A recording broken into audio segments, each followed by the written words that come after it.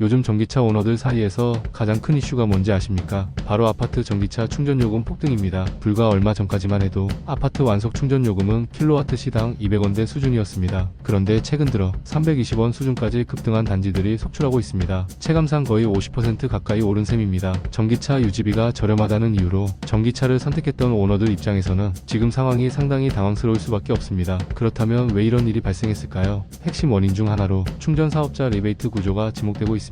충전 사업자들이 아파트 관리소나 입주자 대표 회의에 수십만 원에서 수백만 원 수준의 리베이트를 제공하고 계약을 따내는 구조가 문제라는 지적이 계속 나오고 있습니다. 그리고 장기 계약이 체결된 이후 충전 요금이 단계적으로 인상되는 사례가 여러 단지에서 반복되고 있습니다. 결국 부담은 고스란히 전기차 사용자에게 돌아가는 구조입니다. 또 하나의 문제는 구형 완속 충전기 강제 교체 이슈입니다. 최근 일부 충전 사업자들이 화재 위험을 이유로 구형 충전기를 교체해야 한다는 식의 마케팅을 진행하면서 충전기 교체 비용과 관리 비용이 함께 증가하는 사례도 발생하고 있습니다. 여기에 환경부 보조금 정책 역시 충전기 설치 대수 중심으로 운영되다 보니 실제 사용자 입장에서 체감할 수 있는 요금 안정화 정책은 부족한 상황입니다. 이런 상황 때문에 전기차 유지비에 대한 고민이 예전보다 훨씬 커지고 있습니다. 특히 신용이 낮거나 금융 이용이 어려운 분들의 경우 차량 구매나 금융 상품 이용 자체가 부담이 될 수 있습니다. 이럴 때 하나의 대안으로 많이 활용되는 방법이 바로 무심사 장기 렌트 방식입니다. 장기 렌트의 가장 큰 장점은 차량을 구매하지 않고 월 고정 비용으로 차량을 이용할 수 있다는 점입니다. 보험, 세금, 차량 관리 비용 등이 렌트료에 포함되는 경우가 많기 때문에